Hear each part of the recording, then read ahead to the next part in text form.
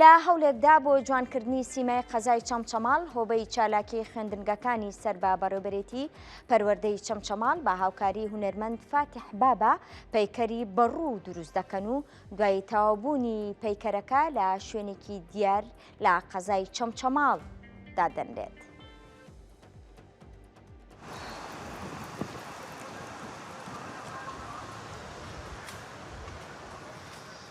دیارە ئەم پرۆژەیە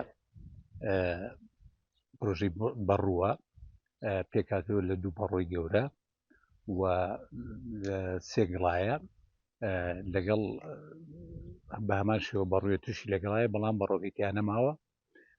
ئەم پرۆژەیە دیارە هەموو پێکەوە لە یەک ئەدرێت و لە یەکێک لە پارکەکانی ناو شاری چەمچەماڵ دیارە نمایش دەکرێ و ئەم پرۆژەیە دیارە لەگەڵ شارەوانیە قسەمان کردووە.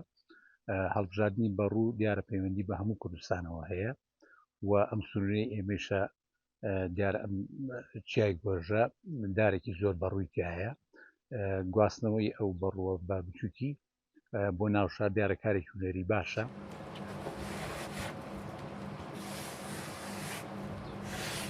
و ئەم کارە ئەتوانم بڵێم 60 جار نییە لە قەبارەی خۆی نییە گەورە کراوەتەوە.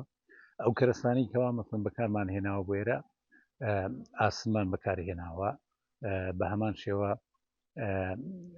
پلێتمان بەکارهێناوە بۆ ئەوەی کەوا قووەکەیدا بپۆشین قۆناغ بە قۆناغ. یەکەم قۆناغ ئێمە دیارە هەیکەلمان بۆی دروست کردووە، دوای هەیکەلەکە ڕووپۆشین ئەومان داپۆشیەوە بۆ تەلە، دوا بە دوای ئەوە بە چیمەنتۆ لەگەڵ موادی ترا جوانکاریەکانی ئەەکەین و قۆناغێکیشی ئەوەیەکەوە بۆ یاخیەکەین و یەکێک لە ناو پارکەکانە داێنێت.